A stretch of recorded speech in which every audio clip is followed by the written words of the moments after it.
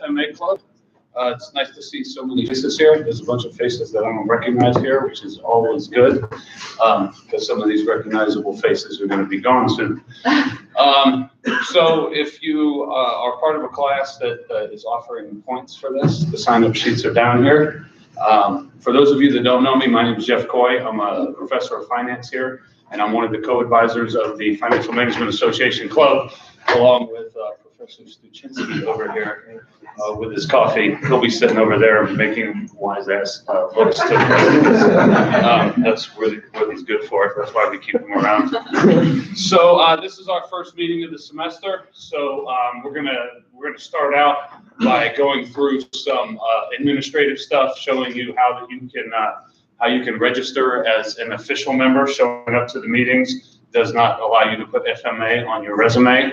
So one of the benefits of FMA is being able to put it on your resume, which means that you are part of the FMA International and of our specific Barron chapter here. There's lots of things on the FMA website that will benefit you as a member. There are job postings, there's places where you can post your resume, there's conferences that they have that you can go to and do networking events and things like that. They have publications and things available through their website. So there's a lot that is available through the FMA website in addition to just being able to say you're a member. Now, the international dues are $35 and our Barron chapter dues are $15. I'm going to show you how to go through and sign up for that. If you can choose to do the Barron chapter only for $15, but if you do not sign up and spend the $35 to become a member of the international organization, technically you cannot put it on your resume. And your name won't be on the website and all that good fun stuff. So keep that in mind. For $50, it's a great thing to put on the resume. It's an international organization. It's not an academic organization, although the academic part of it is a very large part. It's also a practitioner and professional organization. So it's not just for when you're in school or trying to find a job for the first time. It's an organization you can belong to for a long time. They have a couple publications that they publish every year. They publish their directory, which is really advantageous to you, and you can post, like I said, resume and that kind of information, and contact other FMA members that might be at a job that you might be applying for. If you do your homework on people that you'll be interviewing with in jobs, which everybody should do, find out what their background is. If you find out they're an FMA member, then that's a great talking point that you can bring up in an interview. Talking points are always good. As I preach all the time, nobody's going to sit you down in an interview and ask you how to calculate CAPM. So they don't care what you learned in the textbook and in the classroom. It's all about what have you done outside of the classroom. So with segue that I didn't plan on. Before I get to the Barron Finance page, I want to make everybody aware of a volunteer opportunity that we have every spring through, in conjunction, the Black School of Business in conjunction with Junior Achievement. How many of you are familiar with what Junior Achievement is? All right, it's an international organization. It's a nonprofit organization, and what their focus is to get into the classrooms. They have programs from kindergarten all the way up through high school, and they have a specific program for each year of school, and they go into the classrooms and they teach grade school kids basic business concepts to get them interested in business, or at least get them some exposure to business concepts that I think is severely lacking in grade schools, specifically in high school. It's been a while since I was in high school, but back when I was in high school, I had one option for an elective to take, business related, and it was accounting. And basically they taught us how to balance our checkbooks. How many people still have a checkbook? I didn't think so. You have a checkbook? Really? Wow. Okay. So what they do is they go into classrooms and they teach basic business concepts. Well, their high school program is what's called the Titan program, where they go in and they teach high school kids and they have a simulation game. So what we do every spring is we bring teams of high school students from various high schools in the area, and what we do is we have student volunteers, and that's where you guys come in. Teach them 6 basic business concepts over the course of a few hours in the morning, and then they practice this simulation game. We have lunch, we show them around the Burke Center here, see what we have going on here, and then they come back and they play for a couple hours. They do quarters, they play the simulation game against each other. They get real competitive. It's always fun to watch them. The teachers that bring out students always bring some of their better students out. They come dressed for it, and they come talking a little trash to each other, and it's always kind of fun to teach them some business concepts and watch them compete. So that's something that we do every spring. The Titan Volunteer this time is Friday, April 5th. So looking for volunteers for that. I know we have some volunteers. I know Nicole's volunteering. Ben's done it with me the last couple of years. Jake did it with me last year. So they're not aware of this yet, but they're all going to be doing it again this year. But we need a few more volunteers. If you're not too keen on standing up in front of some high school kids and teaching some business concepts, that's fine. You don't need to do that in order to volunteer. What we do is we usually have 2 student volunteers teach those concepts. Each one of those, there's 3 sessions. So we have 2 volunteers for each session. The material is already spelled out for you. Junior Achievement prints all this material, and it's already in place, ready to go. We create a PowerPoint slide, and we just kind of talk. It's very basic concepts that you probably at least knew a little bit about before you even got into the business school. So if you want to be involved in teaching one of the teaching sessions, then that's fine. If not, when they're playing the simulation game, we walk around and give them little pieces of advice and see how they're going with the game and see what kind of decisions they're making, and maybe say, hey, you might want to think about this or think about that. So we need volunteers to do that as well in the afternoon. And I say the afternoon, it's an all-day event, but all day is not really true. It's more like a half a day because it's from 8 in the morning till 2 in the afternoon. They'll have to get back to their schools in time to catch their buses to go home, so they need to leave here by 2 o'clock. That's a hard, fast time. So it's not really an all-day thing. And you don't need to, if you volunteer, you don't need to volunteer, commit 8 in the morning to 2 in the afternoon. If you want to come in for an hour or an hour and a half while they're playing the simulation and walk around and talk to them and give them little pieces of advice, then that's fine. If you're going to come in and do one of the teaching sessions with somebody, then you can come in and do that session and leave. You don't have to be there all day. That's not what we want. I know you guys got other things going on. We will be serving lunch, which all the volunteers are welcome to participate in as well. And it's fun. It's a lot of fun to watch them sit there and compete against each other. Last couple of years, the news has come out and done taken some pictures and some video and talked to a couple of the students and had them on the news. So it's a pretty cool little event, and I put that on every spring. So we need some more volunteers to be involved with this. So I'd love for you to reach out to me if you'd like. I have. Unfortunately, there's only 30 of these, so you don't need one because you're already volunteer. So you can pass those around, and if for any of those that there aren't enough of those, you can email me. That's not very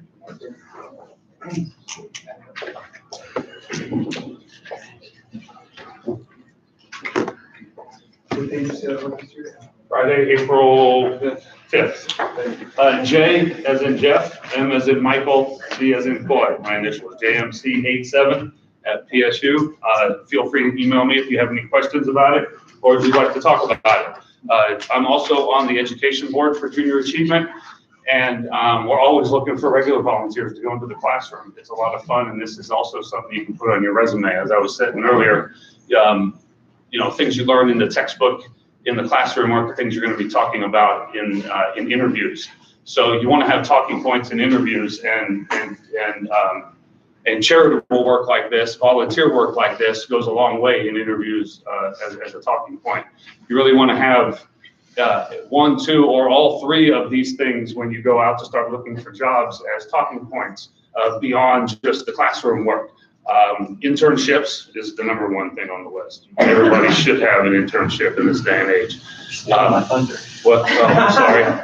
The second thing is getting involved in clubs like this outside of the classroom while you're in school. And the third thing is volunteer work. Those are the 3 big things that you can talk about in job interviews that allow you to get to know them and them get to know you. So that is something that's available. So before we get started, I'd like to bring everybody's attention to the Barron's Finance Department. This is called the Finance Pride. Most of you are already aware of what this is. This should show up, if you're a finance major, this will show up in your canvas as a separate course. Does anybody not have this Bear in Finance in their course, in their courses? In case everybody does? We'd send a list around. So take, if you know anybody that's interested in being a finance major or is not currently have this course, it's not a secret. You don't have to be declared a finance major to get it. Just have them reach out to me and let me know, and I'll add them in there. Or they can reach out to Mr. Statinsky and he can add them in there, or any of your other finance professors. We can add anybody to this thing. We'd rather have the information getting out to folks that are interested to be finance majors as well.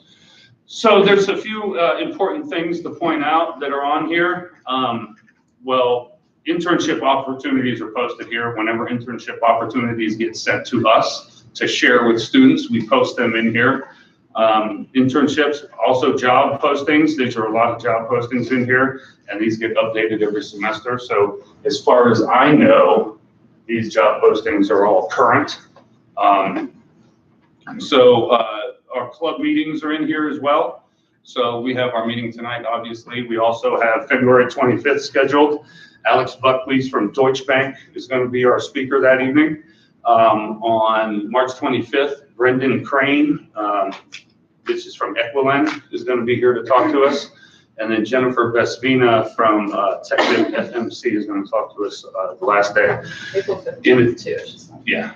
In addition, April 15th, at 5:30, we have Dawn Hickton from the Federal Reserve of Cleveland. She is upper management of the Federal Reserve. She works out of the office in Pittsburgh, but it's the Federal Reserve office of Cleveland. So she's going to be here. This is a bigger event. So we're going to have her come in and speak with you guys for a little while. So that's technically not an FMA meeting. It's going to be a finance speaker series, but also a good event that you should be aware of, and please take advantage of if you can. So the FPA clubs or meetings should also be in here, but that's a separate club, and apparently they haven't put the meetings in here yet. But I think Billy's the president, is that right? Billy's the president, and Hedrick is the advisor for that. So that's not our control. And the business analytics team, if you want to get involved with that, the meetings are in here and the corporate days are in here as well. So these are all the events that are coming up. But this finance engagement page is what I want to talk about for a few minutes before we get started. And there's a couple updates that need to be done in here. But this is engaging with the finance program. So these are things that you can do outside of the classroom to get involved in the finance program. Finance speaker series, those are events. That's Dawn Hickton that I was just talking about. That's our finance speaker series for this semester. This is the FMA. We need to get this. I think this is maybe what we forgot when we talked about at that meeting and we didn't do. Ben is no longer the president, Nicole is, so that's the only different information that needs to be updated here. But my email and Stuchitsky's email are in here as well. This is the YouTube channel, which is what we're broadcasting here on this computer. So if you cannot make it to a meeting, you can always log in and watch it. They're archived in there as well, so you can watch past meetings and past speakers. This is the to join the FMA chapter. So if we click on this link, we get the FMA page come up. This is the FMA renew your membership or join for the first time. Excuse me. So different categories. Obviously, you're not professionals. You guys are students, undergraduate students here. So it's $35 for the national dues. We click here, join or renew. I'm going to go ahead and log in so I can show you.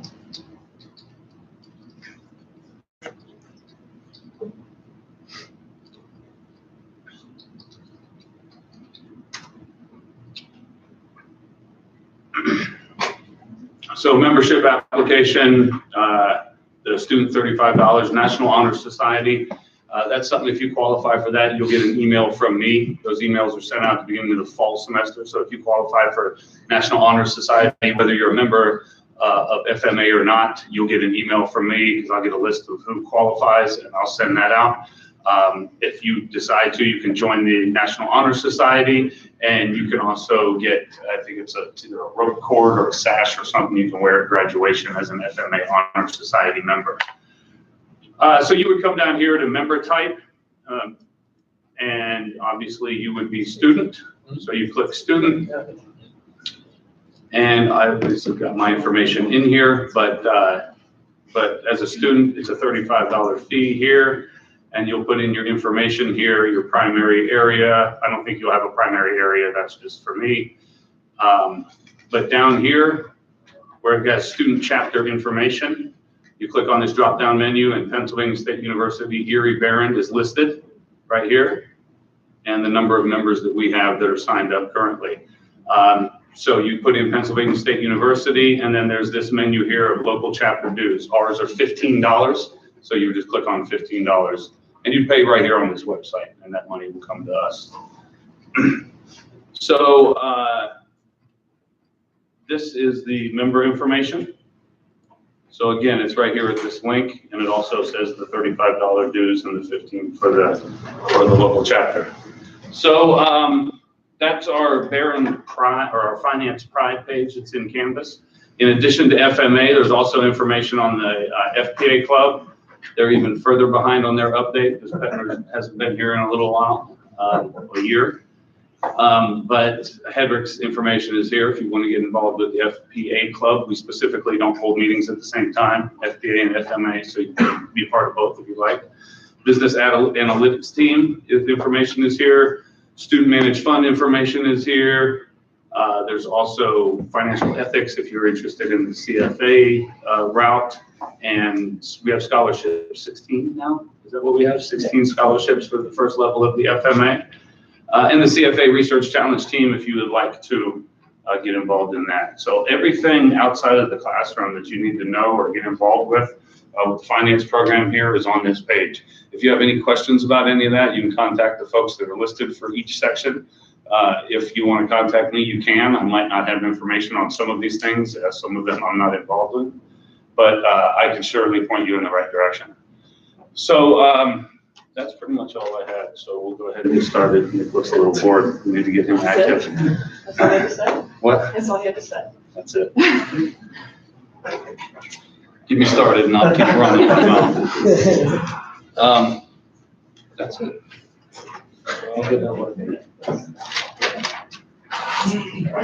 I'll turn it over to Nicole. She's our president for the next year, our new incoming president.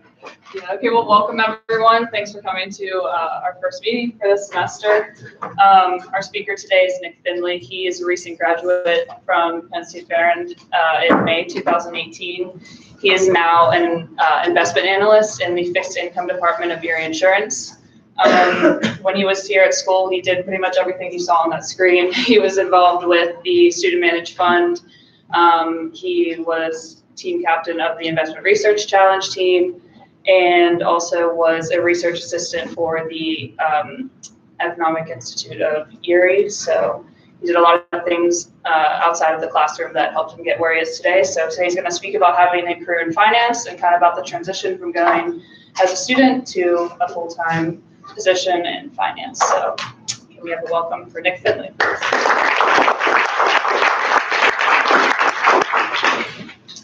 So that summed up my introduction up. So my name's Nick. I graduated in May, so I was in your seats only a few months ago. So just before I get started, I wanted to survey how many seniors, juniors, sophomores, freshmen. So we'll start with seniors. How many do we have? 1. Juniors. Okay. Sophomores, freshmen. Oh, really? Wow. Awesome. Cool. So I wanted to tailor this really to give you guys an understanding, because everyone, your obvious goal is probably to get a job at some point. So being a recent graduate going through this process, I figured I would take this opportunity to show you guys, what I did right, what I did wrong. I'll show you my resume from my sophomore year, and then my resume that I sent out whenever I applied everywhere. So just to show you the big difference. And then I'll give you some just general advice on how I went through everything or why. So I hope you guys find this interactive. If not, it'll be very challenging for me. So I appreciate participation. And then at the end, if we have time, I don't know what time we're supposed to wrap up, but I wanted to put you guys in my shoes. So I was working the other day. I was like, wow, this would be a good like case for you guys to look at, because it would just give you guys some good insight to like the challenges I face every day. So here's just kind of the overview. So things you can do now, currently, and then building your resume, specifically gearing towards internships.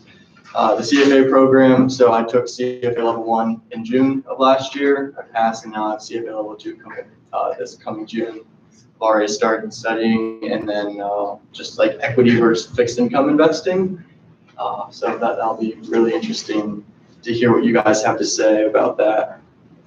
So careers in finance. So I'm an investment analyst. I understand not everyone's goal here is to be an analyst and work in investments at all. So I wanted to kind of give you a flow chart that I stole from the internet on different careers that you can go through. I just kind of assumed most of you guys will either go into an analyst role, like a planner or advisor, like trainee role, or something in corporate finance, maybe with compliance, risk, accountancy and all that stuff. So what you can do now is really, what's great about the School of Business here is, compared to other universities in the Penn State system, is that you're able to have a dual major all within the School of Business. So you're able to have a major in finance, accounting, finance, IBE, finance, econ. So I majored in finance, econ. If I could tailor together a perfect combination for the role I have now, I would say it would be a finance major, an econ major, accounting minor. Just because everything I do is so accounting driven, and you have to be able to understand the relationships and how things work. So how many dual majors do we have here? Okay, good. How many do you guys have minors too? And then certificates. How many of you know about these certificates? Okay, awesome, because that is really a way that you can put yourself above everyone else, because not many people can talk to those from other schools. So I have a certificate in financial risk management. We have the financial planning certificate, and then the other ones I'm not so familiar with, but the actuarial mathematics would be really cool. So depending on which career you want to go into, it would just be really advantageous to really target that track. So I would say for me, from day one, or once I realized I wanted to major in finance, I knew I wanted to work in investments. I wanted to be an investment analyst. I knew that was the track I wanted to go down. So it made sense for me at that point to major in finance, econ, and then go into financial risk management, because I knew I needed the additional math and fun things that go along with that certificate. So, and then clubs and organizations. So Dr. Coy kind of took a lot of this away, but I want to talk about the Erie Family Student Managed Fund. I can't express to you guys how important that is, especially going to the job interviews. I would say that is more than likely the reason I have my position today, and that was all because I was able to talk about my experience with that in the job interview. So you can start as early as a freshman, and you can be an associate analyst in that program. You pretty much work with a lead, and just kind of, it's really a support role just to get your feet wet, to understand what's going on with the fund. And then once you take finance 420 and 461, you will be able to take on a lead analyst role, and that's whenever you get a certain sector. So how this relates to the fund, to my job, is you'll have like a lead analyst for healthcare, pharma, or whatever.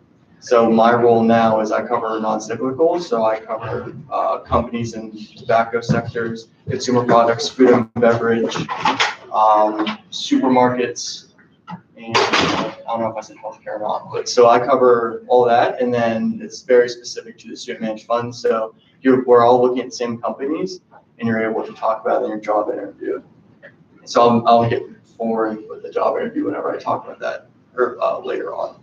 So FMA, FPA, VAT, I think you guys are decent. Yeah, question. I had a question about the certificates. Is that something you get through taking classes like credits, or is that an out of class program that you go through? Yeah, good question. So you just add a few classes to your schedule. So since I had a finance and econ major, there's a lot of overlap there between the classes. So net, when everything was all done, I had to take one extra class, and that was Stat 301.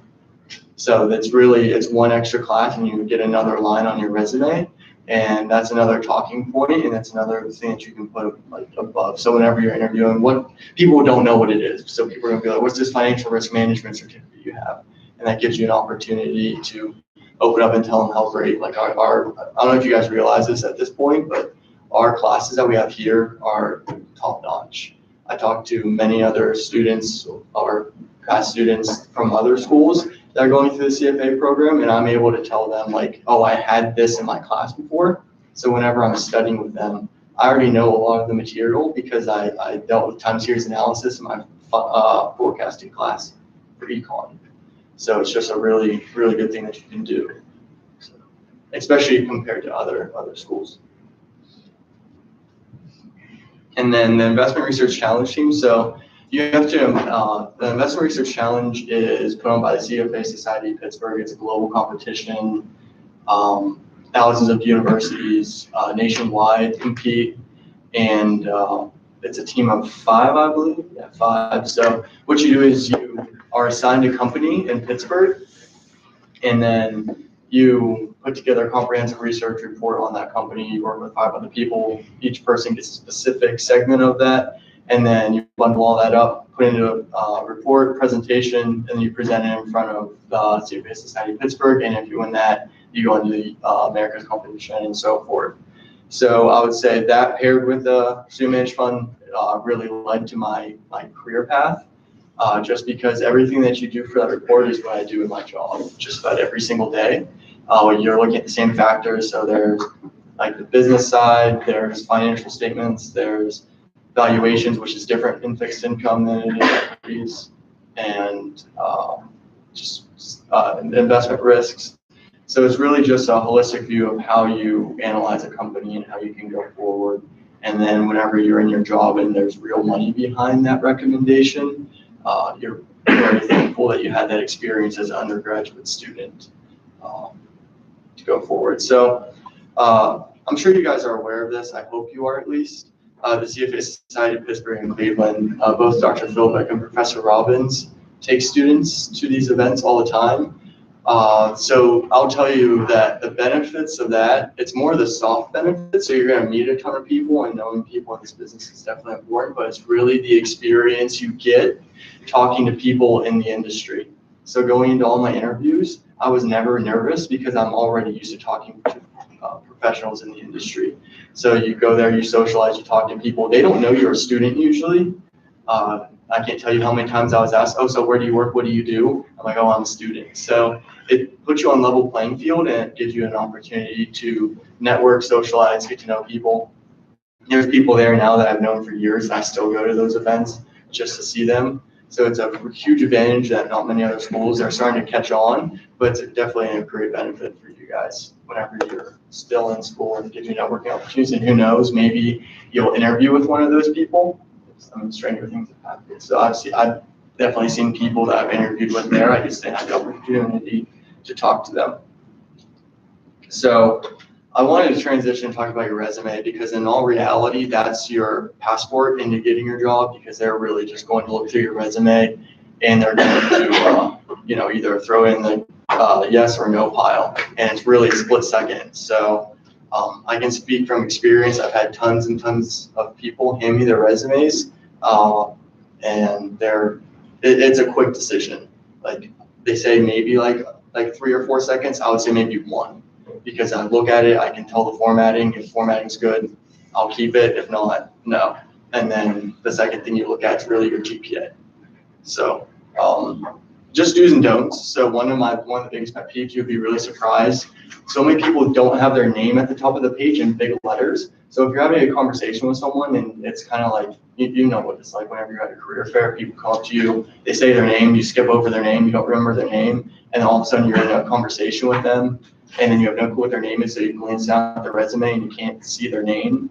So please put your name like at the top in big letters, because that's like, if I don't know who you are, then I can't really carry on a conversation. So GPA, I know that's very debatable to put your GPA on or not, but I can tell you if your GPA is not on there, you're probably not gonna get a follow-up.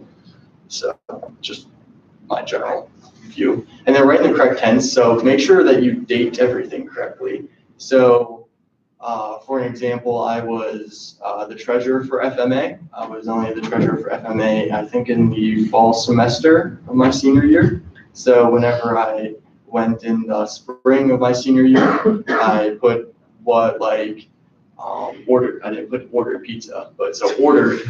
And then if I was in the current role, I would say order pizza. So it's just kind of like make sure you write in the correct tense. So if you're analyzing, if you currently are in, let's say you're currently a lead analyst for the student managed fund, you'll say analyze consumer product companies for the student managed fund, and then make sure you can quantify that, which is my bottom one there. So how many holdings are there? How many different types of companies are you looking at? Quantify that. What's the market value if you can? So I don't know how much consumer products in the student managed fund is, but I'm guessing it's probably around, I don't know, 80-ish thousand maybe, I don't know. So quantify, just bottom line, if you can add numbers, people in this field love numbers.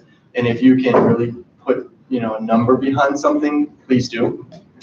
And then finally on dues, make sure you submit it as a PDF if you're going to submit your resume. If you submit it as a Word document, odds are your formatting will probably get mixed up. Who knows what type of Word they're running, what type of Word doc you saved it under. The last thing you want to do is finally get a good opportunity, send them your resume, and then have the formatting be messed up, and then you look really silly.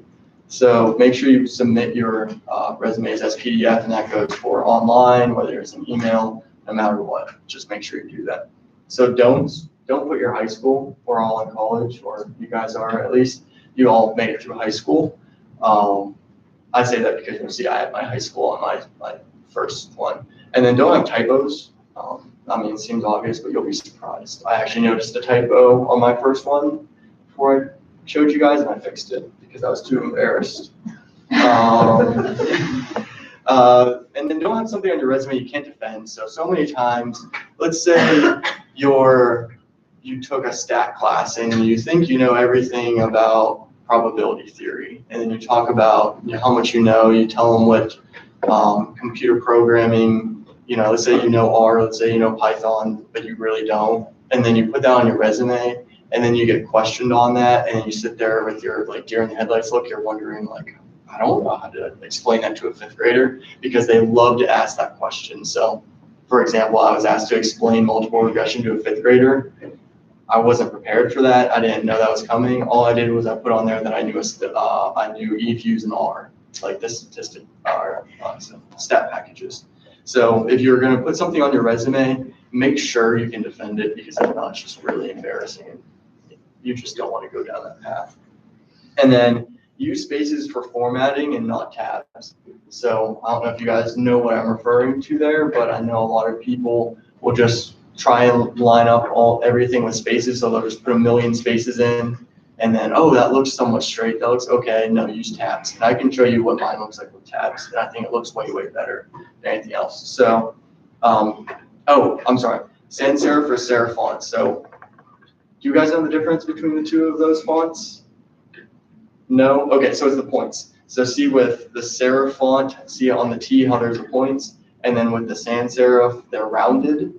That's just a general professional view. So a lot of people will use Times New Roman, which is perfectly acceptable. But one way you can kind of differentiate your resume, which is what I did, use another serif font that's not too common, but it still looks similar. So it's just one way you can stand out. You don't want like cursive letters, because that's not very professional. But if you can, do something with your font and make it consistent throughout, that will differentiate yourself, because the reader won't realize that, but they'll be like, oh, wow, that's different, or it'll catch their eye.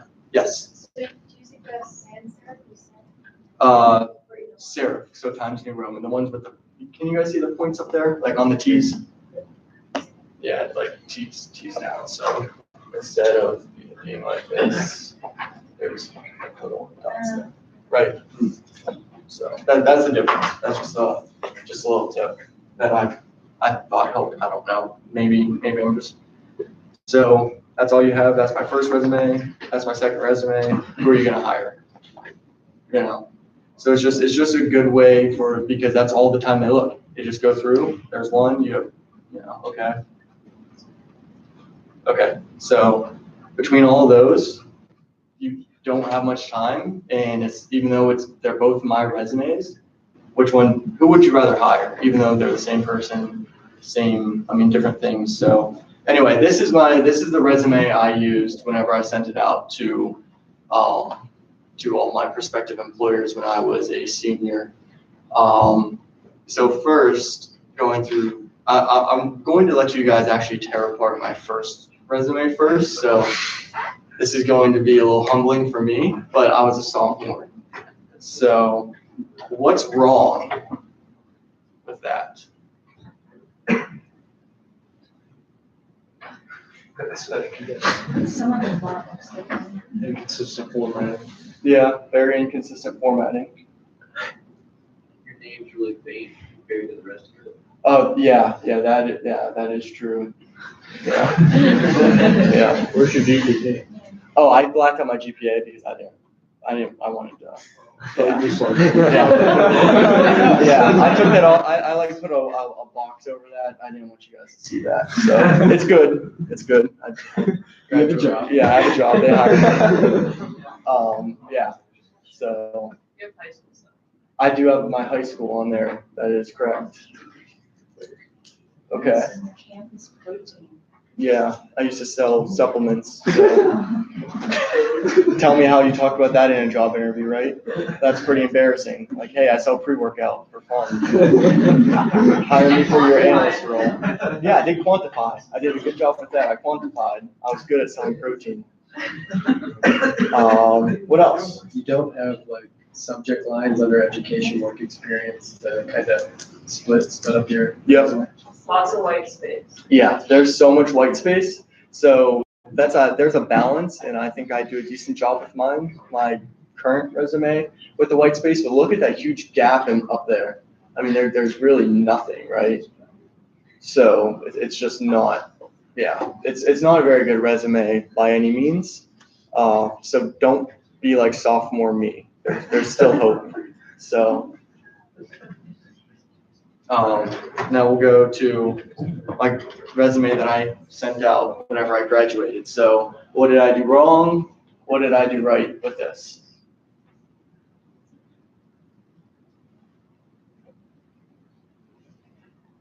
There's no more white space. Okay. Name's nice and big. Yep. You have a lot of experience. Thanks. Yeah. Each sentence starts with a verb. Yeah. Yep. Yeah. So that's a good point. It says what I do or what I did. So that's key because they want, okay, so great, you were involved in student managed fund. What you did there, or what did you do there? So good point. So keep in mind, I wanted to be an investment analyst. So what I did through here was, if you notice, I don't have work-related experience. I have analytical experience. So anything I can put on there that's a key word, analyst, analytical experience. I have analyzed data. I have other keywords that are similar to that. So for Erie, the Economic Research Institute of Erie, hosted in Black School of Business, I put data analyst. That wasn't my title, but looked really good. It sounded good. And then I have undergraduate research assistant, because what did I do when I was there? All I did was collect and interpret data. So that's a key word. What else? Yeah. I would say in terms of analytical experience, you kind of have what you would consider the most important at the top and then moving down.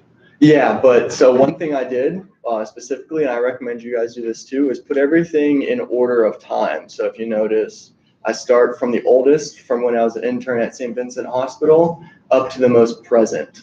So, and then from there, I started both the positions in May. I put, which I felt was the more, not more important, but the more like questionable. I knew I was going to be asked about the student managed fund. So I figured put something, an additional question, because every job interviewer wants to talk about your student managed fund. It's just something that happens. So Other things. So the top line there, if you're going to work in investments, you should probably be a part of the CFA program.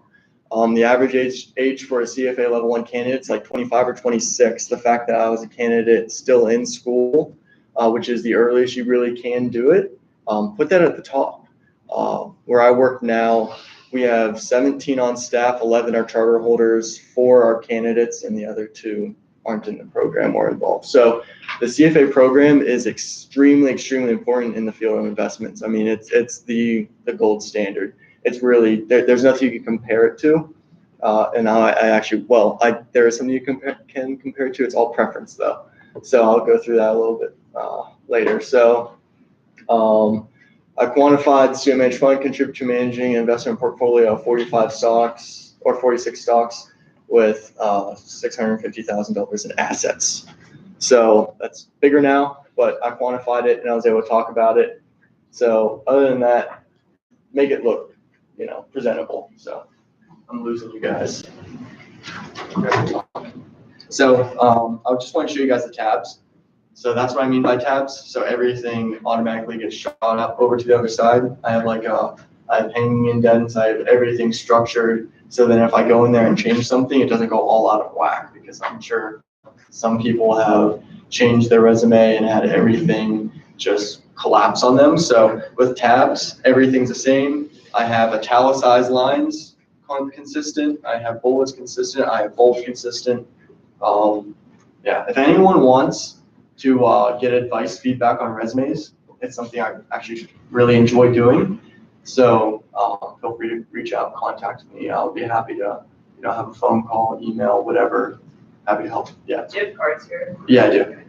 I didn't bring very many because I didn't think anyone would be coming. There are also resources here, both at Barron and in the Black School of Business. There are resources that can help you with your resume. Which is an excellent point. So the summer I was an intern at the hospital. Do you guys know Pablo? Pablo from so Pablo is awesome. I scheduled a meeting with Pablo every 2 weeks, and whether I had something to meet with him on or not. So we would work on my resume, we perfected my resume. After that, we worked on reaching out to people. So I was just sending people LinkedIn invites saying, hey, this is what I'm interested in. Can you help me? I would get phone calls, all kinds of things. So, I know Pablo's busy, but work with him and the other people there from the Academic and Career Planning Center as much as you possibly can. So with that, I like to kind of segue into interviews. So how many of you guys have had job interviews? Okay. So the others will, whether you like it or not. So I would say the best thing that happened to me in an interview was just being able to communicate effectively. So the job I have now, my interview was over lunch. So it was fairly relaxed, very just conversational. I would say best you can do is just be a person, and if they ask you a question, so my interview for my current job, they asked about the markets, my view on the market, and then I shot that question right back. How are you guys viewing the market? Like, what are you guys seeing? What do you guys think that I may not be thinking? And just creates a conversation. So if you're able to kind of break down the barrier, I know some people will be very, professional and very intimidating. They do that. They definitely do that on purpose. Just kind of like break down the barrier, and they're really just looking for someone at that point who's going to be a good fit, which takes me to my bottom. That's the best advice that I was ever given going into job interviews, because trust me, I was extremely, extremely nervous. My first time or two, and then after that it was very easy. So if you made it to the interview, you're clearly smart enough. They know, they probably reached out to your professors or whatever. They know you have the capability to do that job. They're really just looking for a good fit. I can't tell you enough. We've had plenty of people come in at work, and everyone that gets a college degree is, decently intelligent. So it's really just a matter of whether you're a good fit, whether you, fit in, and how you conduct yourself, whether you communicate effectively or not. So, and then dress professionally. I felt the need to put that in there because I've seen some. So I went to a super day. Do you guys know what super days are? Super days is just a all day nonstop interviews, and you're stuck in a conference room with everyone else who's interviewing, and then you get called out, every half an hour or so and go into a different interview. So that gives you a good opportunity to see what you're stacked up against. And I can tell you what, some people don't know how to dress for interviews, and it's kind of embarrassing. So make sure you match your colors. If you're wearing like brown shoes, don't wear a black belt, please. Like, don't do that. Iron your stuff, just look good. It makes a big difference, especially when you're walking into the interview. Initially, like if you look good, you're probably going to interview well. And then Pablo that works at the ACPC can help you out with that as well. They even have suits over there and men's and women's that you can borrow if you need to. Yeah. So, and then do your research. So, go to their website, read the annual report, find out what the culture is like. Erie Insurance, their tagline is above all in service. So I can tell you, I went into that interview talking about everything I've done for service. It's one of their priorities. It's what they live on, and they want to hire people that believe in being above all in service. So just do that, and then be kind to everyone. So this was a specific. I never found out if this was true or not. So this ties into one of my dotes, which is don't drink too much at networking events. So when I was interviewing at PNC for the Super Day, they had a networking event that evening, and the bartender, I swear, he was an employee. He had to have been. So I went up, I was conversing with the guy, and he was asking me all this stuff about me. I'm like, so I've never had a bartender ask me these things before. So just be kind to everyone, because you really truly never know. I asked him, what's he doing there? He said he's from Vegas. He was in Baltimore because he got dislocated. His wife had to go to the embassy, and it was just some crazy story. I'm like, there's no way this man, is actually the bartender. So be kind to everyone. You never know. So he asked me my name. I told him my name, and I don't know. Maybe they showed some type of humility there. So maybe it helped me. Who knows? Probably not. And then don't pretend you know everything. So there's really no way to dance around this. They can see right through if you're, playing around. If you say something incorrectly, they're experts in this field. If they're asking you a question on something, it's because they know the answer already. So if you don't know something, just say, hey, that sounds interesting. I'm not very familiar with that topic. I'd love to learn about it, and then if you know a related topic, is it related to this? You're dancing around the question, but it's better than freezing up saying, oh, I don't know, it just works. Don't wear flashy clothing. No one cares about your Rolex, your Gucci belt, or really fancy shoes. And then don't drink too much at networking events. There's this girl that got really drunk, so don't do that, please. It's just bad on the school and where you come from. So with that, any questions on interviews? I had a few, so I can hopefully ask or answer some questions on those. If not, doesn't matter. I won't be offended. I hope I covered the main talking points. Yeah. So usually they always ask if you have questions at the end. Do you have a favorite question you ask? No, I don't have a favorite one. You can ask about the culture, but if you do your research, you should know what the culture is, right? So just base that off the conversation. So I actually asked most questions during the interview. So if something came up, I would also always ask a question. Or they give you a scenario, so there's this grandma, she has all this money and she wants you to, manage it for her. What would you do if the Dow Jones tanked by, 10%? And she asked why, and then give your answer as well thought out as you can. Say, what would you do,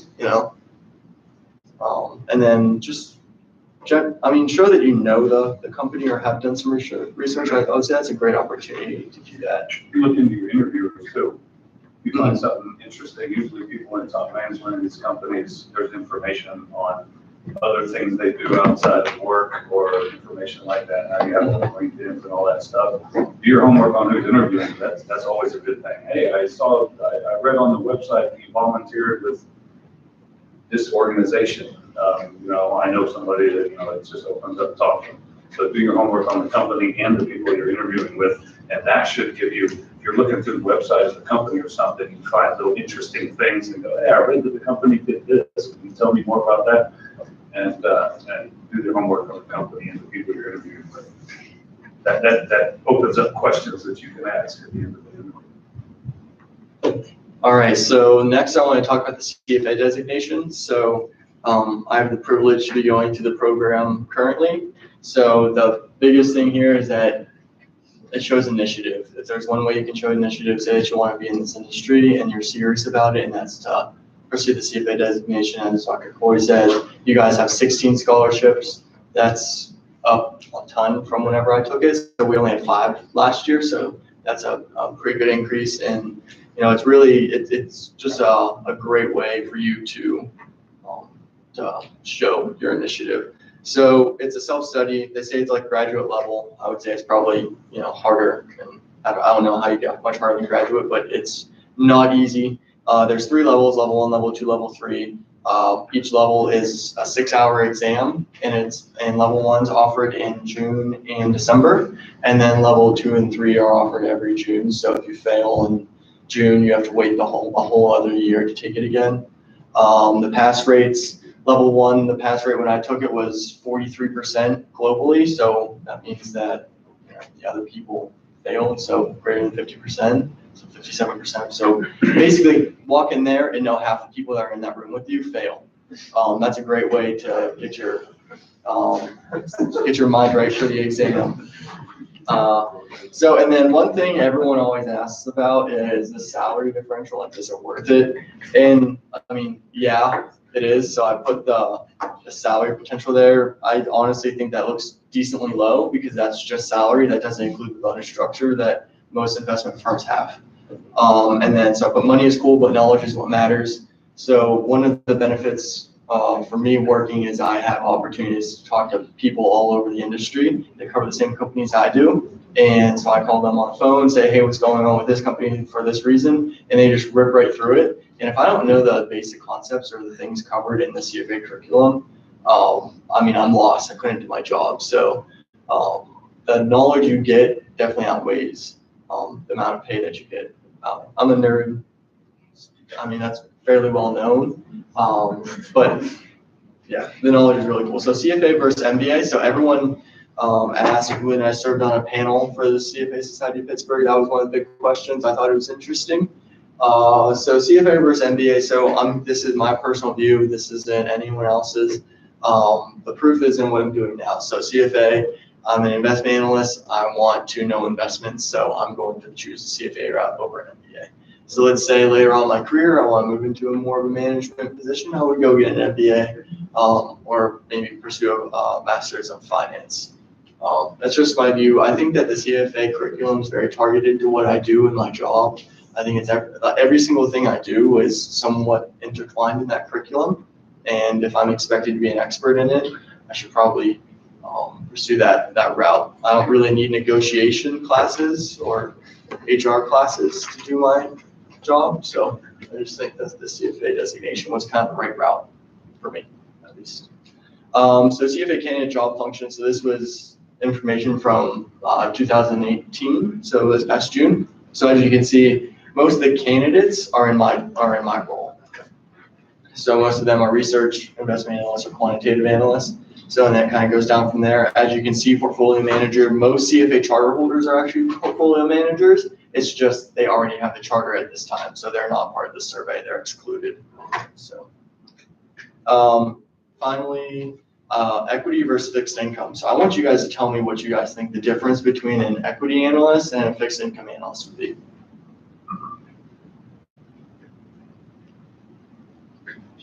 Start easy. One analyzes equity. What does the other one do?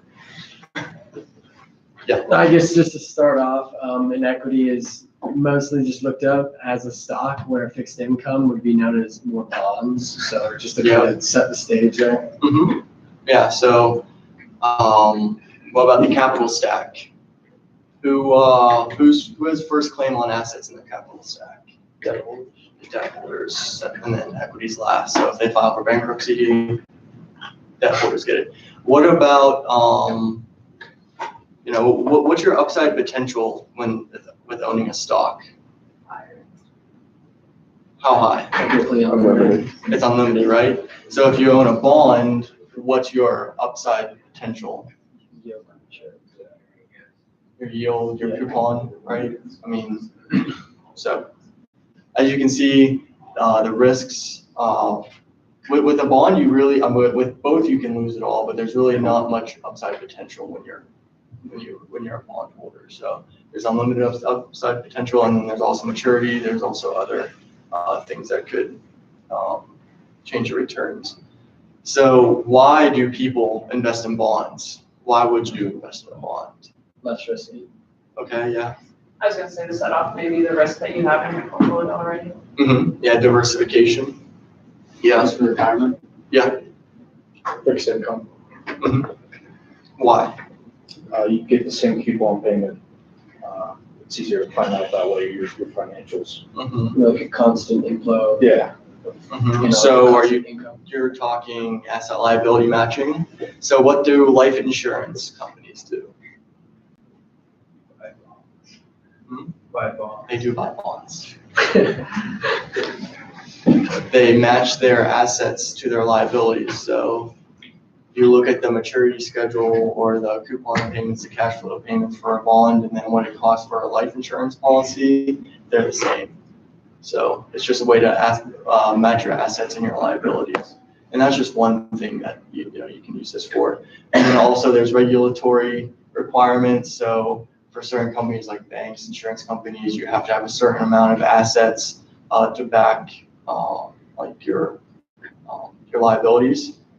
So that's really the reason why insurance companies, or they have to have a certain amount of investment grade assets for backing on their books. So I don't know. I thought that would be interesting for you guys to know. And then from my standpoint, so what I'm doing, I know it's a little bit of a younger group here, but whenever you value, talking valuation, whenever you value a stock, let's say a discounted cash flow, what are you doing? Intrinsic value to try to see a mismatch in price. Yeah, so before that, you forecast out the financial statements, and then you get your cash flow, and then you discount that back for your intrinsic value, and that's theoretically the value you have there of your price target. So with a debt investor, what I'm doing is I'm forecasting the cash flows, and then I want to see if that cash flow will align with their debt maturity profile. So if they have bonds maturing in 2 years, and let's say it's 5 million or whatever, 5 billion, I want to make sure they have adequate cash flow at that time to pay down their debt.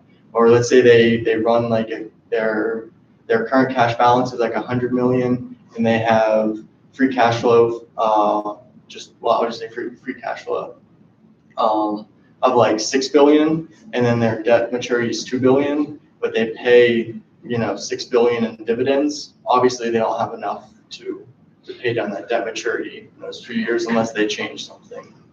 So sorry to go off on a tangent, but it's just the size of the fixed income and debt markets. Do you have an exact number? Do you know? No, I tried looking earlier, but I just know that. Larger than stock market. Yeah, so Dollar amount. yeah. Not trading volume, the dollar amount. Yeah, the dollar amount of the bond market is largely bigger than your equity, your stock market. So if you're looking for opportunities to analyze something, you probably want to analyze Treasury something. securities. Big chunks of that. Yeah, oh yeah, treasuries, yeah. So ask if you see yourself staying in fixed income or if you want to like move to a different department. They say fixed income analysts are typically the smartest. So I think I'll stay there. I like it. I don't know, it's fun. But no, I've talked to many people that have switched from fixed income to equity back and forth.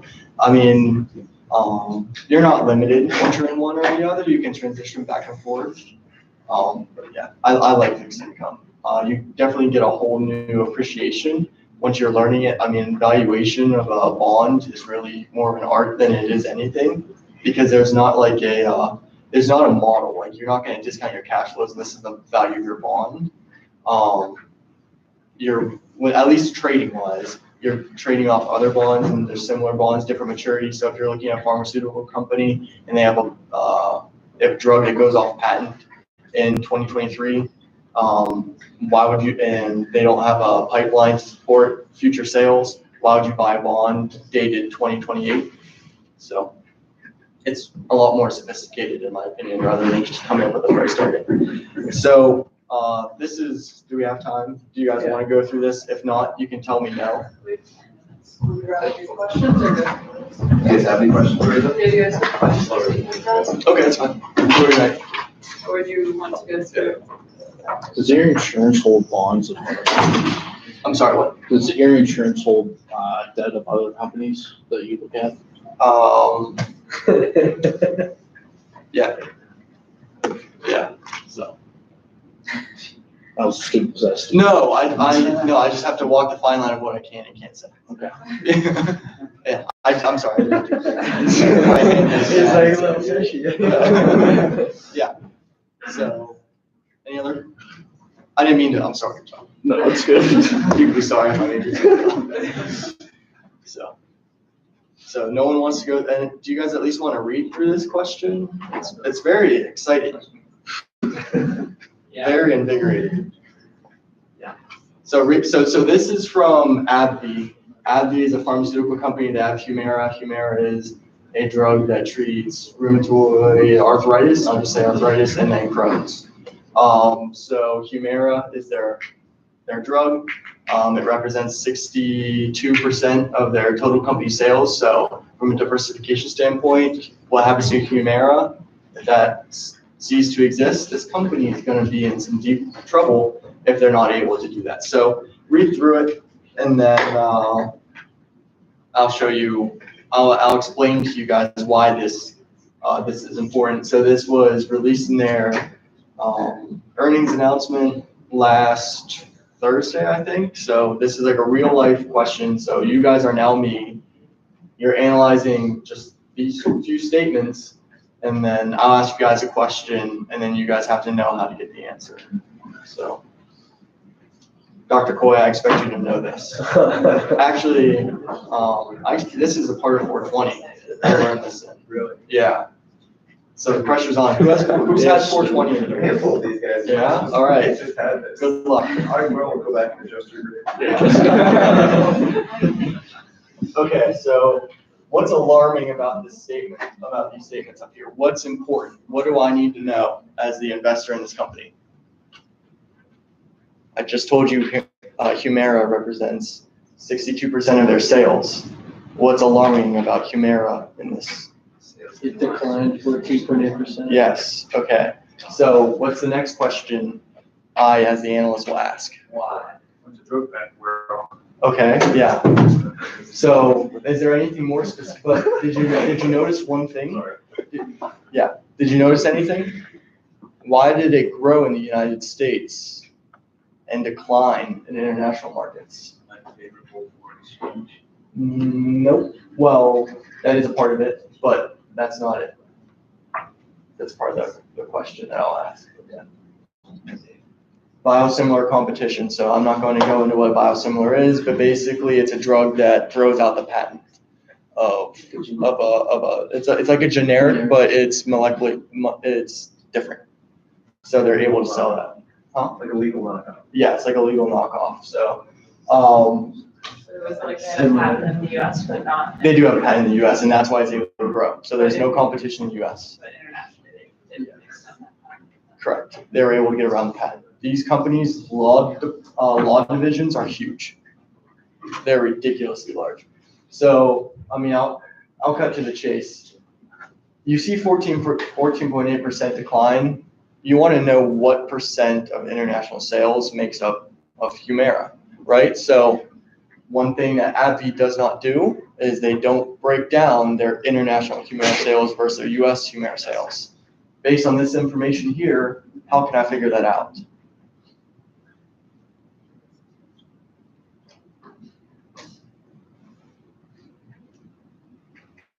The difference between how much they grew in the US and how much they declined internationally? Yeah. So what do I have there that could help me get there. No, I have the global. So if you think about it, your international growth and your US growth would equal your global growth, right? So is that a weighted average? So how do you figure that out? Do you want to teach them? I feel like this is more your no. So it is 9.8% US, right? 9.1. 9.1. That's how much they grew. 9.1 US plus, how much did they decline internationally? 14. There you go, 4 point what? 8. 8.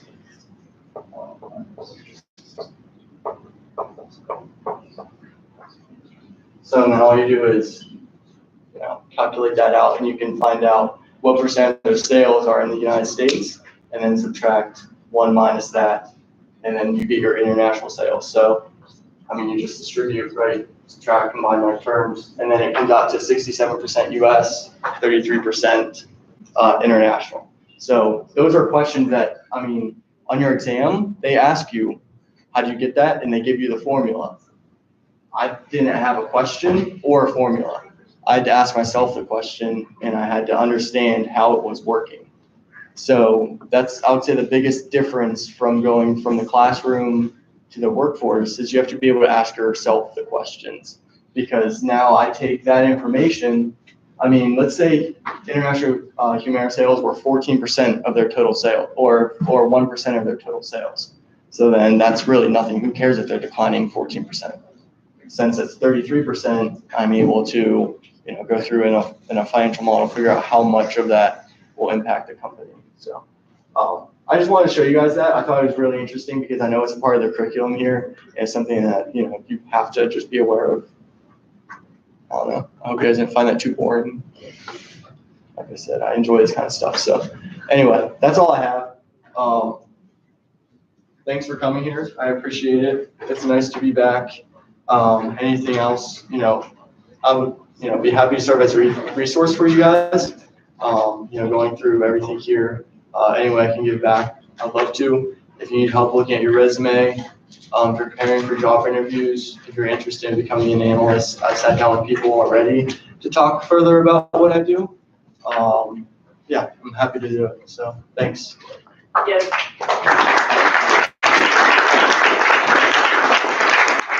Thanks again, everyone, for coming. I hope you all can take this on with you. Definitely lots of good points that will help you in the future. And, especially being some freshman and sophomore here, that would have been great to hear when I was a freshman or sophomore. So